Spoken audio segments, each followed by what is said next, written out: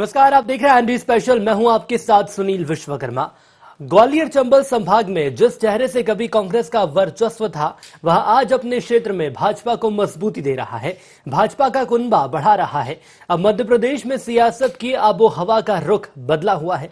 2018 विधानसभा चुनाव से पहले सिंधिया और ज्योतिरादित्य सिंधिया के साथ ही कमलनाथ की जोड़ी ने कांग्रेस को मध्य प्रदेश में फतह दिलाई, लेकिन अब महाराज और शिवराज की जोड़ी उपचुनाव से पहले पार्टी को मजबूती दे रही है।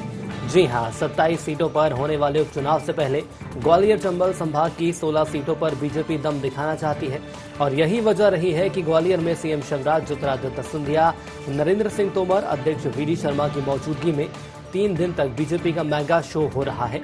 कुल मिलाकर कहा जाए तो ग्वालियर के सहारे बीजेपी का ग्वालियर चंबल क्षेत्र में ये शक्ति प्रदर्शन है और इस शक्ति प्रदर्शन में महाराज नजर आ रहे हैं। देखने वाली बात यही होगी कि आखिर ये शक्ति प्रदर्शन उपचुनाव में भाजपा को कितनी ताकत प्रदान करता है।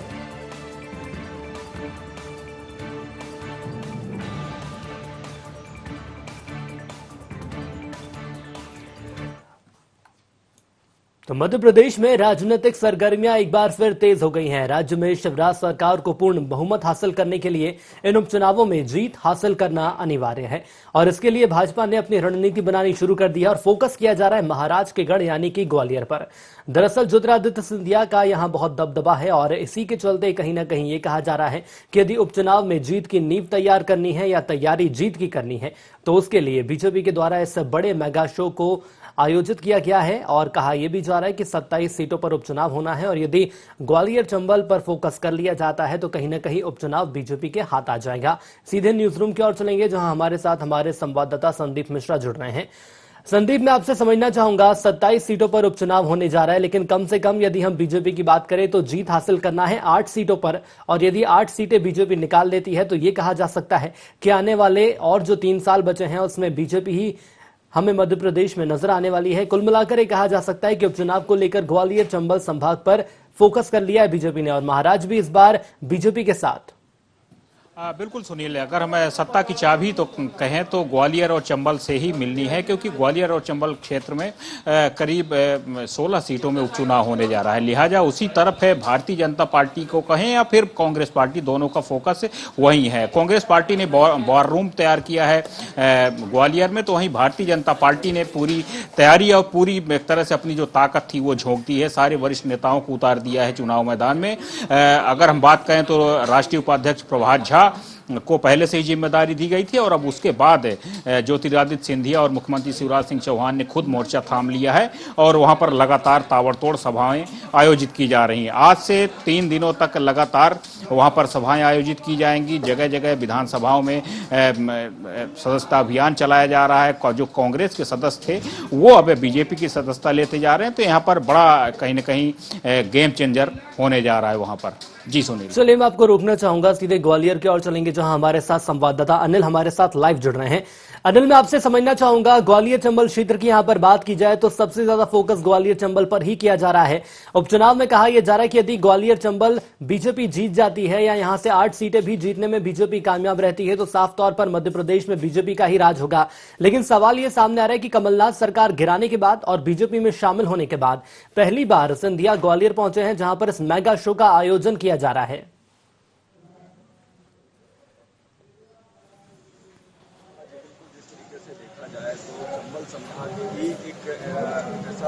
उपचुनाव के लिए टारगेट बना हुआ है। देखा जाए तो लगातार 16 जो सीटें हैं विधानसभा सीटें वो चंबल संभाग में उनको लेकर उपचुनाव होना है। तो लगातार जो पहली बार ऐसा हुआ है कि पहली बार जब सदस्यता ली थी भाजपा में ज्योतिरादित्य सिंधिया ने, उसके बाद पहली बार वो ग्वालियर आए हैं और ग्वालियर आने के बाद उन्होंने जो यहाँ का जनसैलाब देखा है तो लगातार देखा जा रहा है कि यहाँ पर जो कार्यकर्ता हैं वो भी आते जा रहे हैं और वो शामिल होने के लिए जो लगभग 5000 से अधिक जो कार्यकर्ता हैं वो आज। चलिए बिल्कुल, मैं लगातार आप इस खबर पर अपनी नजर बनाए रखिएगा अनिल। मैं आपको रोकना चाहूंगा और एक बार फिर न्यूज रूम की ओर चलेंगे जहां हमारे साथ संवाददाता संदीप लगातार जुड़े हुए हैं। संदीप, मैं आपसे समझना चाहूंगा, क्या बीजेपी का ये शक्ति प्रदर्शन उपचुनाव में जीत की नींव रखेगा? क्या ऐसा माना जा सकता है?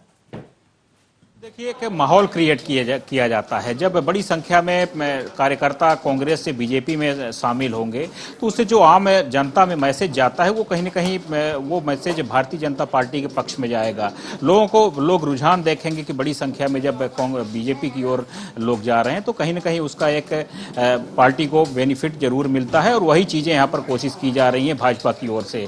जिस तरह से लगातार अगर हम बात करें तो ग्वालियर चंबल की तरफ है भाजपा और प्रदेश की शिवराज सरकार फोकस कर रहे हैं और करीब जिस तरह से जानकारी निकल के सामने आई है कि इन उपचुनाव जहां जहां होने जा रहे हैं तो इन सभी जगहों पर करीब विकास कार्यों के लिए 9,000 करोड़ के आसपास की राशि भी सरकार जारी करने जा रही। तो सरकार पूरी तरफ से फोकस कर रही है कि जहां जहां उपचुनाव होने जा रहे हैं खासकर ग्वालियर चंबल क्षेत्र की करीब 16 सीटों पर तो इन सभी जगहों पर विकास कार्य भी तेजी से हो। अगर अटल बिहारी वाजपेयी एक्सप्रेस वे की बात करें तो वो भी इसी की देन है कहीं ना कहीं, क्योंकि हालांकि ये योजना पहले से लंबित थी लेकिन चुनाव के पहले जिस तरह से इसको अमली जामा पहनाने की कोशिश की गई है तो ये माना जा सकता है कि भारतीय जनता पार्टी का पूरा फोकस ग्वालियर चंबल की तरफ है। जनता को किसी भी तरफ से भाजपा की तरफ है लाने की पुरजोर कोशिश की जा रही है, इसलिए कई सारे काम यहाँ पर देखने को मिल रहे हैं। जी बिल्कुल, मैं आपसे ये समझना चाहूंगा, यदि हम ग्वालियर वास्तव की बात करते हैं तो इससे चंबल के क्षेत्र ने तमाम राजनीति लंबे वक्त से देखी है, लेकिन संभवतः यह पहली बार ही होगा जब शिवराज और महाराज एक मंच पर एक साथ साझा बैठे हुए हैं और आम जनता को संबोधित करते हुए यहाँ पर जो कार्यकर्ता हैं बड़ी संख्या में यहाँ बीजेपी में शामिल हो रहे हैं। सवाल ये सामने आ रहा है, क्या इस वक्त माहौल ग्वालियर चंबल क्षेत्र में देखा जा रहा है? देखिए जो दोनों नेता एक दूसरे के धुर विरोधी रहे हैं। अभी तक ज्योतिरादित्य सिंधिया कांग्रेस के से मंच साझा करते रहे और उसी के ठीक विपरीत जो शिवराज सिंह चौहान ज्योतिरादित्य सिंधिया के खिलाफ बयानबाजी करते नजर आए। लेकिन आज ये दोनों नेता एक मंच पर रहेंगे। दोनों जनप्रिय नेता माने जाते हैं प्रदेश भर के। और ज्योतिरादित्य सिंधिया की अगर बात करें तो ग्वालियर चंबल क्षेत्र में उनकी खासी पैठ मानी जाती है। कहीं जिस तरह से महाराज उनको कहा जाता है तो उस क्षेत्र में उनके नाम से ही वोट हासिल होते हैं और उन्हीं के नाम पर कांग्रेस पार्टी ने कहीं न कहीं उस पूरे क्षेत्र में सीटें हासिल की थी। और आज अब वही ज्योतिरादित्य सिंधिया भारतीय जनता पार्टी के खेमे में है। तो इस बात में कोई शक नहीं है कि आज जब ज्योतिरादित्य सिंधिया और शिवराज सिंह चौहान जैसा नेता उस क्षेत्र में है तो कहीं न कहीं भाजपा के प्रति एक अच्छा माहौल क्रिएट होगा और लोग कहीं न कहीं उनका रुझान जो है भाजपा की तरफ जरूर जाएगा। और चलिए, बीजेपी के लिए तो खैर माहौल क्रिएट हो ही रहा है, लेकिन संदीप मैं यहाँ पर कांग्रेस की बात भी आपसे करना चाहूंगा। यदि हम कांग्रेस की बात करें तो देखा गया कि लंबे वक्त से ज्योतिरादित्य सिंधिया कांग्रेस का नेतृत्व इस क्षेत्र से करते आए हैं और उन्हीं के नेतृत्व में ज्यादातर चुनाव कांग्रेस के द्वारा लड़े गए हैं। लेकिन इस वक्त कांग्रेस का नेतृत्व अब आखिर कौन करेगा? कौन ऐसा चेहरा है जो कि सामने आएगा? और क्या ये कहा जा सकता है जो एक रिक्त स्थान भर गया है सिंधिया के जाने के बाद, क्या उस रिक्त स्थान को भर पाएगी कांग्रेस? अब बिल्कुल देखिए, ज्योतिरादित्य सिंधिया के रिक्त स्थान की भरपाई तो नहीं हो सकती लेकिन भरपाई करने की कोशिश जरूर की जा सकती है और वो कोशिश कांग्रेस पार्टी लगातार कर रही है। कांग्रेस लगातार उधर अपने नेताओं को कहीं न कहीं रिचार्ज करने की कोशिश कर रही है। अगर बात करें तो कांग्रेस के वरिष्ठ नेता उधर से डॉक्टर गोविंद सिंह मौजूद हैं और वो उधर के बड़े चेहरे माने जाते हैं कांग्रेस के। उनकी तरफ कहीं न कहीं फोकस है कांग्रेस पार्टी का और उनसे संबंधित और जितने भी जो ब्राह्मण नेता हो गए, नेता हो गए और जो अदर कास्ट दूसरे जातियों से नेता आते हैं तो उन सभी नेताओं को कांग्रेस लगातार रिचार्ज कर रही है, लगातार संपर्क कर रही है।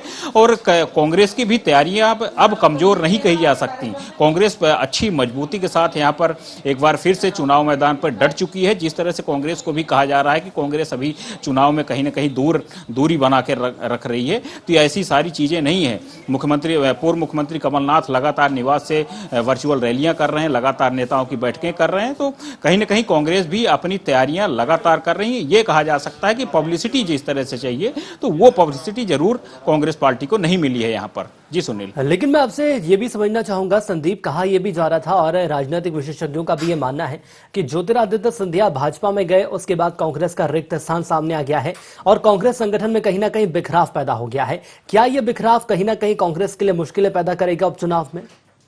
बिल्कुल देखिए, बिखराव तो कांग्रेस पार्टी में है और हमेशा रहा है। यही समस्या कांग्रेस पार्टी की रही है, जिसके कारण पिछले 15 साल तक लगातार विपक्ष में बैठी कांग्रेस और महज 15 महीने की सरकार में ही एक बार फिर बिखर गई कांग्रेस की सरकार और कहीं न कहीं एक बार फिर से प्रदेश में शिवराज के नेतृत्व में सरकार बनी है। संदीप, बीजेपी की बात तो हमने कर ली, लेकिन मैं कांग्रेस की बात आपसे करना चाहूंगा, समझना चाहूंगा बीजेपी की जो ये रणनीति है। हजारों कार्यकर्ता जो कि बीजेपी में आने वाले हैं और बीजेपी कैडर बेस्ड पार्टी कहलाती है, ऐसे में कांग्रेस की रणनीति रणनीतियां और कांग्रेस की मुश्किलें कहां तक बढ़ती हुई आप देख रहे हैं? बिल्कुल सुनील, देखिए मुश्किलें तो कांग्रेस की बढ़ी हैं, लेकिन कांग्रेस को आप कम नहीं आंक सकते। कांग्रेस को जब हम पिछली चुनाव में 2018 की बात करें तब भी कांग्रेस कहीं न कहीं रेस से बाहर दिख रही थी, लेकिन अचानक कांग्रेस जिस तरह से नतीजे सामने आए और लोगों को नतीजों से कहीं न कहीं चौंकाने वाले नतीजे रहे, तो ये सारी चीज़ें दर्शाती हैं कि लोग नोटिस तो करते हैं कांग्रेस पार्टी को, और कहीं न कहीं जिस तरह से पूर्व मुख्यमंत्री कमलनाथ कुछ योजनाएं लेकर के आए थे, तो वो योजनाएं आज भी लोगों को याद है। खासकर अगर हम बिजली बिल की बात करें तो जिस तरह से इंदिरा गृह ज्योति योजना लेकर के बिल्कुल संदीप, तमाम योजनाएं तो थी, लेकिन उन योजनाओं का ज्यादा लोगों को फायदा नहीं मिल सका। या तो ये कहा जा सकता है कि ज्यादा वक्त तक कांग्रेस टिक नहीं सकती, और ये टिक नहीं सकी, और यदि कांग्रेस टिकती तो कहीं ना कहीं उसका फायदा भी देखने को मिलता। रोकना चाहूंगा आपको, हमारे साथ बीजेपी से मीडिया पैनलिस्ट मिलन भार्गव जी जुड़ चुके हैं। मिलन जी, बहुत स्वागत आपका ND24 में। जी सुनील भाई, नमस्कार। मिलन जी, कैसे आप देखते हैं 3 दिवसीय ग्वालियर चंबल में एक मेगा शो का आयोजन किया जा रहा है बीजेपी के द्वारा, और हजारों की तादाद में जो कार्यकर्ता हैं वो बीजेपी में शामिल होने वाले। साफ तौर पर ये कहा जा सकता है कि बीजेपी को एक बार फिर बड़ी मजबूती मिल रही है। निश्चित रूप से भारतीय जनता पार्टी जो शुरुआत से कहती आ रही है कि भारतीय जनता पार्टी के कार्यों से प्रभावित होकर बहुत सारे हजारों की संख्या में कार्यकर्ता जो कांग्रेस के रहे हैं वो आज भारतीय जनता पार्टी का दामन थामने चल पड़े हैं। आज तो ये शुरुआत है सुनील भाई, ये 3 दिन आप देखिएगा इस सिलसिला हजारों में किस प्रकार से बढ़ता है, और कांग्रेस के वो तमाम नेता जो चुनौती देते हैं माननीय सिंधिया जी को या शिवराज जी को, उन सबको आज कहीं ना कहीं उनकी छाती पर सांप लौट रहा होगा किस प्रकार से हजारों की संख्या में कांग्रेस के कार्यकर्ता भारतीय जनता पार्टी के परिवार में शामिल हो रहे हैं। हम तहे दिल से सब कार्यकर्ताओं का स्वागत करते हैं। हमारी रीति नीति और भारतीय जनता पार्टी के विचारों को थाम कर वे भारतीय जनता पार्टी के कार्य को आगे बढ़ाएंगे। हमारी ताकत दुगनी हुई है क्योंकि भारतीय जनता पार्टी के वहां हजारों कार्यकर्ता पहले से ही हैं। अब जब कांग्रेस के कार्यकर्ता आकर भारतीय जनता पार्टी में शामिल हो गए तो आप देखिए उपचुनाव, आने वाले उपचुनाव में दूध का दूध पानी का पानी हो जाएगा। दूध का दूध और पानी का पानी हो जाएगा। इसके साथ आपका ये भी कहना है कि जो मेगा शो चल रहा है कहीं ना कहीं कांग्रेस के सीने पर सांप लौट रहे होंगे। मैं रोकना चाहूंगा आपको, कांग्रेस से अजीत सिंह भदौरिया साहब हमारे साथ जुड़ चुके हैं। भदौरिया जी, बहुत स्वागत आपका ND24 में। जी धन्यवाद। भदौरिया जी, मिलन जी को तो आपने सुन ही लिया होगा। उनका ये मानना है कि हजारों कार्यकर्ता जो कि बीजेपी में शामिल हो रहे हैं, इस वक्त कांग्रेस की स्थिति ऐसी होगी कि सीने पर सांप लौट रहा है। क्या वाकई में स्थिति है? मिलन जी बहुत भोले हैं, बहुत सज्जन व्यक्ति हैं, भारतीय जनता पार्टी के समर्पित कार्यकर्ता हैं। मेरे को बड़ा दुख है कि इन जैसे समर्पित कार्यकर्ताओं का संक्रमण काल प्रारंभ हो चुका है भारतीय जनता पार्टी के अंदर। और जहाँ तक कांग्रेस की बात कर रहे हैं मेरे दोस्त, तो उन्हें अपने थोड़ा मीडिया को देख लें या अपने ग्वालियर में किसी मित्र के माध्यम से जानकारी ले लें कि आज जो जन सैलाब कांग्रेस के पक्ष में गिरफ्तारी देने के लिए और इस जो कोरोना काल में इस पूरे अंचल में कोरोना विस्फोट करने के लिए भारतीय जनता पार्टी का जो षड्यंत्र रचा जा रहा है आम जनमानस को प्रभावित करने का, कोरोना से प्रभावित करने का जो षड्यंत्र रचा जा रहा है, उसके विरोध में हजारों हजार कार्यकर्ताओं ने गिरफ्तारी दी है मेरे भाई। आप पता कर लीजिए कितने हजार कार्यकर्ता थे। पुलिस ग्राउंड छोटा पड़ गया। हजारों कार्यकर्ता जिन्होंने गिरफ्तारी दी है, लेकिन क्या हजारों कार्यकर्ता बीजेपी में शामिल नहीं हुए? देखिए, जो गए हैं वो मौका परस्त हैं सुनील जी। मैं तो ये बताना चाह रहा हूँ कि उनके जाने से कोई फर्क नहीं पड़ा कांग्रेस पार्टी में। आज भी जिस कांग्रेस, ये तो सोचने का विषय भारतीय जनता पार्टी का है कि जो जिन्होंने पले बड़े हुए कांग्रेस में, नीति रीति में पले बड़े हुए, कांग्रेस ने जिनको सर आंखों पे बिठाला, हर पद दिया, हर मान सम्मान दिया, जिनके कहने से यहाँ पे पार्षद के टिकट से लेके जिला अध्यक्ष तक अपॉइंट होते थे, जब वो उस संगठन के नहीं हुए तो वो भारतीय जनता पार्टी के क्या हुए? आज भारतीय जनता पार्टी की, मेरे भाई मिलन अगर सुन रहे हो तो भारतीय जनता पार्टी की मूल कार्यकर्ता की, मैं ग्वालियर अंचल के 8 जिलों की बात कर रहा हूँ। भारतीय जनता पार्टी के मूल कार्यकर्ता, चाहे वो जिला अध्यक्ष हो या विधायक हो, उसकी स्थिति ये है कि वो चपरासी तक का स्थानांतरण नहीं करा सकता। कलेक्टर एसपी भी उससे नहीं मिलते। ये वस्तु स्थिति है, बिल्कुल ऑन रिकॉर्ड कह रहा हूं। ये मानना है कि बीजेपी के जो कार्यकर्ता हैं उनकी स्थिति बिगड़ती जा रही है क्योंकि बड़ी संख्या में कांग्रेसी भाजपा में शामिल हो रहे हैं और तवज्जो कांग्रेसियों को दिए जा रही है। संभवतः आपका ये कहना, मैं रोकना चाहूंगा आपको। मिलन जी, जवाब देना चाहेंगे आप? उससे जवाब देना चाहेंगे। देखिए, स्थानांतरण की बात इसलिए आ रही है क्योंकि 15 माह की सरकार ने सिर्फ तबादला उद्योग चलाया। आज तबादले जैसे विषयों को लेकर भारतीय जनता पार्टी पे आरोप लगा रहे हैं कि चपरासी का स्थानांतरण। देखिए, भारतीय जनता पार्टी के कार्यकर्ता कभी इस चक्कर में पड़ता नहीं है। तबादला उद्योग आपने चलाया 15 माह में, क्या आपने करा? बल्लभ भवन मंत्रालय को आपने दलाल उद्योग बना दिया था। किस प्रकार से दलालों का वहां कब्जा हो गया था। आए दिन सिक्योरिटी इंचार्ज से लड़ाई हुआ करती थी। ये मध्य प्रदेश की धरा पे सबने देखा है किस प्रकार से आपने गोरख धंधे चलाए हैं। देखिए, भारतीय जनता पार्टी के कार्यकर्ता खुश है, वो सत्ता में वापस आ गया। 15 वर्ष हमने सेवा किया, अवसर जनता ने दिया था, हमको फिर मिल गया। जनता खुश है। मध्य प्रदेश की जनता से पूछिए ना। देखिए, ये लोग कभी तारीफ नहीं कर सकते, ना ही स्वीकार कर सकते हैं, क्योंकि सत्ता इनकी जा चुकी है। लेकिन मिलन जी, मैं माफी के साथ आपको रोकना चाहूंगा और मैं आपसे एक चीज और समझना चाहूंगा। कहा तो ये जा रहा है कि हजारों ऐसे कांग्रेसी कार्यकर्ता है जिन्होंने गिरफ्तारी भी दी है। देखिए, गिरफ्तारी दी है, किन लोगों ने दी है? अराजकता का माहौल पैदा करने के लिए, गाली गलौज करने के लिए, प्रशासनिक व्यवस्था को बिगाड़ने के लिए। ये स्पॉन्सर्ड कार्यकर्ता है जो कांग्रेस के कहीं ना कहीं से आयातित करके लाके वहां कांग्रेस का एक जो सुपड़ा साफ हो गया है, तो आसपास के अंचलों से बुलाकर ये गिरफ्तारी का शो करना है और कार्यक्रम को बिगाड़ना है। मैं तो चुनौती देता हूं, यदि इनमें दमखम है, इनके बूथ पे कार्यकर्ता है, वार्ड में कार्यकर्ता है यदि, तो कमलनाथ जी अभी तक क्यों नहीं गए? कमलनाथ जी जाए ना ग्वालियर चंबल के दौरे पर, समझ आ जाएगी कितने कार्यकर्ता इनके स्वागत के लिए आते हैं। वो तो सर बैठकर वर्चुअल रैली कर रहे हैं। नहीं, वर्चुअल रैली तो हम कर रहे हैं, हम एक्चुअल रैली भी कर रहे हैं। हम तो दोनों पर है, जमीन पर भी है, वीडियो कॉन्फ्रेंसिंग के माध्यम हमने साबित कर दिया। कमलनाथ जी कहाँ है? एसी कमरे से बैठकर कब निकलेंगे? जनता के बीच जाए, कार्यकर्ता के बीच जाए।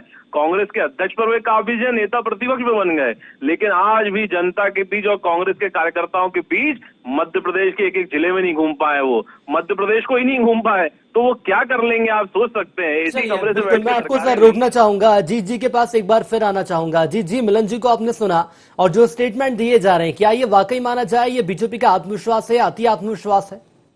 ये कुछ नहीं, इनकी बेचारे की व्यथा है। मैंने पहले ही बोला ना कि ये भाई बहुत भोले और सीधा व्यक्ति है, डिवोटी कार्यकर्ता है। इसको ये नहीं मालूम कि 15 अगस्त को बल्लभ भवन खुलवा के डिप्टी कलेक्टरों के स्थानांतरण की सूची अभी भारतीय जनता पार्टी ने जारी की है। कितने कलेक्टर भारतीय जनता पार्टी ने बदल दिए चुनाव आते आते, कितने एसपी बदल दिए, और बोलियां लग रही हैं, जिलों की बोलियां लग रही हैं।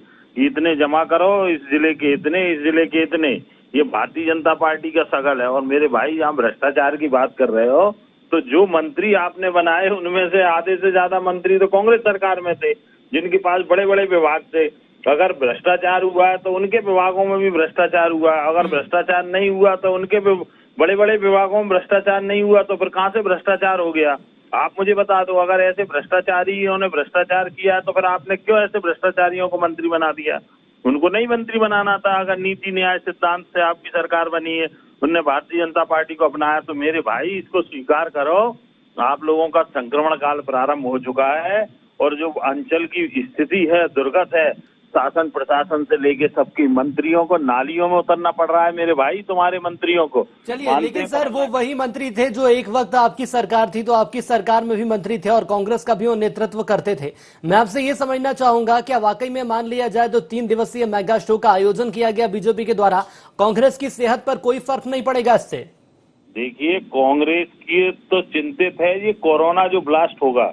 सुनील जी, आप भी देखना, आप पूरे अपने संवाददाताओं को अलर्ट करना कि 5-7 दिन बाद इस अंचल में किस तरीके से कोरोना ब्लास्ट होने वाला है। मैं सर आपको रोकना चाहूंगा, वक्त की कमी है। एक 10 सेकंड की प्रतिक्रिया मिलन जी से जरूर मैं चाहूंगा। मिलन जी, क्या कहेंगे? कहा तो ये जा रहा है बीजेपी को मजबूती प्रदान करने के लिए मेगा शो, तमाम एहतियात भी यहाँ पर बरती जा रही है, तस्वीरों में हम देख भी रहे हैं, लेकिन एक बार फिर कोरोना की बात सामने आ रही है। देखिए, कोरोना को लेकर बहुत ज्यादा संवेदनशील सरकार है। जिस प्रकार से एहतियात बरतना चाहिए, सावधानियां होनी चाहिए, वो रैली में पूरी रखी गई है। सोशल डिस्टेंसिंग हो, मास्क हो, सैनिटाइजर, इन सबका उपयोग करते हुए अपने विषय और संवाद को स्थापित कार्यकर्ताओं से भारतीय जनता पार्टी कर रही है। और परिवार में नए सदस्यों का आगमन है, निश्चित रूप से स्वागत भी किया जा रहा है। देखिए, ये बौखलाहट झल्लाहट कांग्रेस के तमाम नेताओं की है। किस प्रकार से कोरोना को कभी मजाकिया बना देते हैं, आज कोरोना का दुख दे रहे हैं कि कोरोना के काल में इस प्रकार की रैली करना अनुचित है। तो भैया बता दीजिए कि कमलनाथ जी जिस प्रकार से अभी धार और उज्जैन में जिस प्रकार धज्जियां उड़ाकर मिलन जी, देखने वाली बात ये भी होगी कि आखिर कितना फायदा बीजेपी को यहाँ पर मिलता है। तमाम कार्यकर्ता शामिल हुए हैं, हमारी शुभकामनाएं हैं उपचुनाव को लेकर बीजेपी और कांग्रेस दोनों ही को। क्योंकि यदि मुख्य विपक्षी पार्टी मजबूत होंगी तो लोकतंत्र का विकास होगा। आप दोनों हमारे साथ जुड़े इसके लिए आपका बहुत धन्यवाद। संदीप लगातार हमारे साथ जुड़े रहे, इसलिए संदीप आपका भी धन्यवाद। तो मध्य प्रदेश में राजनीतिक सरगर्मियां तेज हो गई हैं। सवाल यह सामने आ रहा है कि मेगा शो का आयोजन तो किया गया है, लेकिन मेगा शो से आखिर भाजपा को कितना फायदा हो सकता है। और सबसे बड़ी बात यह सामने आ रही है कि बीजेपी ने ग्वालियर चंबल अंचल पर फोकस किया है, और यदि यहां पर 8 सीटें बीजेपी जीत जाती है तो कहीं ना कहीं आने वाले 3 साल में भी बीजेपी हमें मध्य प्रदेश में नजर आएगी। लेकिन कांग्रेस भी ये जानती है कि जो ग्वालियर चंबल अंचल है और यहां पर जो उपचुनाव का रिजल्ट सामने आएगा, सूबे की सरकार पर इसका सेहत पड़ रहा है, इसके सेहत पर असर पड़ रहा है, जिसके लिए तमाम कांग्रेस के द्वारा भी कोशिशें की जा रही हैं। देखने वाली बात होगी कि 3 दिवसीय मेगा शो जिससे भाजपा को आखिर कितनी मजबूती मिलेगी, सबसे बड़ा सवाल यही है। इसी के साथ आईएनडी स्पेशल में इतना ही। दीजिए इजाजत, नमस्कार।